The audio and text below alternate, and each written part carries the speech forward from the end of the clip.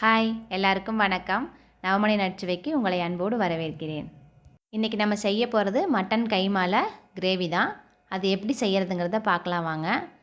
Gravy செய்கிறதுக்காக mutton கைமா கறி 1 kilo எடுத்திருக்கேன். அதுக்கு சின்ன வெங்காயம் ஒரு 1/4 கேஜி எடுத்து அதை கட் பண்ணி வச்சுக்கோங்க. பூண்டு ஒரு 20 பல் எடுத்துக்கோங்க. இஞ்சி 2 துண்டு. இது ரெண்டுத்தையும் நல்லா கொட்டிட்டு அந்த பேஸ்ட்டு எடுத்துக்கலாம். அடுத்ததாக கிரேவி செய்கிறதுக்கு மசாலா ரெடி பண்ணிக்கலாம்.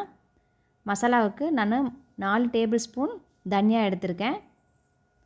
சீரகம் 1/2 டீஸ்பூன் போட்டுக்கலாம். மிளகாய் உங்கள் காரத்துக்கு தேவையான அளவு போட்டுக்கோங்க. ஒரு கொத்து கருவேப்பிலை. இதெல்லாம் நல்லா வறுத்து எடுத்துக்கலாம். வறுபடும்போது நல்லா வாசம் வரும். கலர் ப்ரௌன் கலராக மாறிடும். அது வரலும் வறுத்து எடுத்துக்கங்க. இப்போ இது வறுபட்டுருச்சு. ஒரு தட்டில் கொட்டிடலாம். இது கொஞ்சம் நேரம் ஆறட்டும். ஆறினதுக்கப்புறம் மிக்சியில் போட்டு பவுடராக அரைச்சி எடுத்துக்கலாம்.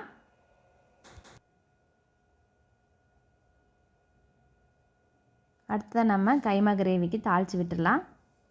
தாளிக்கிறதுக்கு எண்ணெய் ஊற்றி பட்டை கிராம்பு கருவேப்பிலை போட்டாச்சு. கட் பண்ணி வச்ச சின்ன வெங்காயம் போட்டுக்கோங்க. இது நல்லா கலர் மாற வரையிலும் நல்லா வதக்கிக்கலாம்.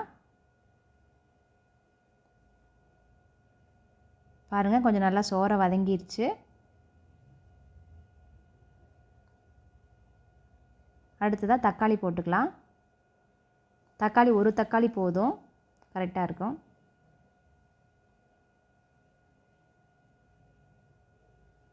இதையும் போட்டு நல்லா வதக்கி விட்டுருங்க. தக்காளி நல்லா ஸ்மாஷ் ஆயிடுச்சு. இப்போ நம்ம கொட்டி வச்சுருந்த இஞ்சி பூண்டை போட்டுக்கலாம்.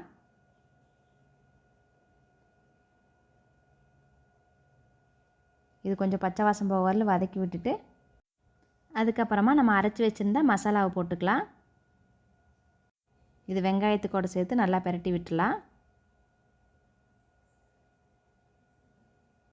இது கூட ஒரு 1/2 டீஸ்பூன் மஞ்சள்தூள் போட்டுக்கிறேன். இதையும் சேர்த்து நல்லா வதக்கி விட்டுருங்க.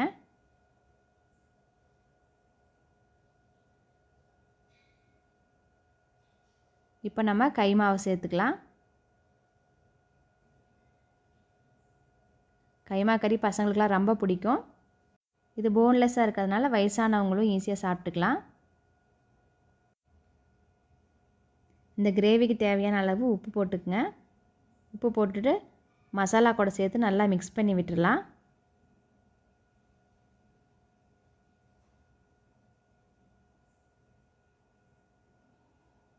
இதெல்லாம் இப்போ நல்லா ஒன்றா சேர்த்து பிரட்டி விட்டாச்சு.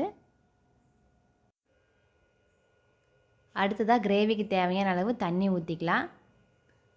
தண்ணி ஒரு சொம்பு தண்ணி போதும், அதிகமாக தண்ணி ஊற்றிடாதீங்க. தண்ணி கொஞ்சம் அதிகமாக ஊற்றிட்டிங்கன்னா கறி கூட சேர்ந்து வராது. அதனால நீங்கள் பார்த்து கரெக்டாக ஊற்றிக்கோங்க.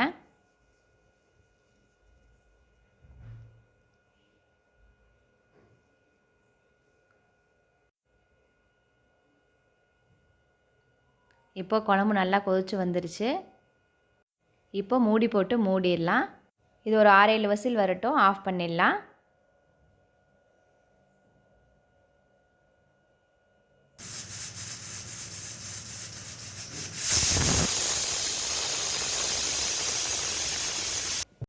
விசில் வந்து ஆறிடுச்சு. இப்போ நீக்கி பார்க்கலாம். இது கூட இப்போ நம்ம தேங்காய் பால் அரைச்சதை ஊற்றிக்கலாம். நான் 1 கப்பு தேங்காய் பால் ஊற்றிருக்கேன். தேங்காய் பால் ஊற்றுனதுக்கப்புறம் மறுபடியும் மூடி வச்சு விசில் விட்டுடலாம். ஒரு 3 விசில் வந்ததுக்கப்புறமா ஆஃப் பண்ணிடலாம். மறுபடியும் தேங்காய் பால் ஊற்றி ஏன் விசில் விடுறேன்னா அப்போ தான் கிரேவி உங்களுக்கு தேங்காய் பாலோடு சேர்ந்து வெந்து வரும்போது நல்லா டேஸ்ட்டாக இருக்குது. அதனால தான். இப்போது மட்டன் கைமா கிரேவி நம்மளுக்கு சூப்பராக ரெடி ஆயிடுச்சு. இது சாப்பாடு, சப்பாத்தி, தோசை, பூரி எல்லாத்துக்குமே சைட் டிஷ் சூப்பராக இருக்கும். இந்த மாதிரி நீங்களும் செஞ்சு கொடுங்க. உங்களுக்கு பிடிச்சிருந்தா லைக் பண்ணுங்கள், ஷேர் பண்ணுங்கள், சப்ஸ்கிரைப் பண்ணுங்கள். உங்களை அடுத்த வீடியோவில் சந்திக்கிறேன். இங்கே எதுவும் சுவைக்கும்.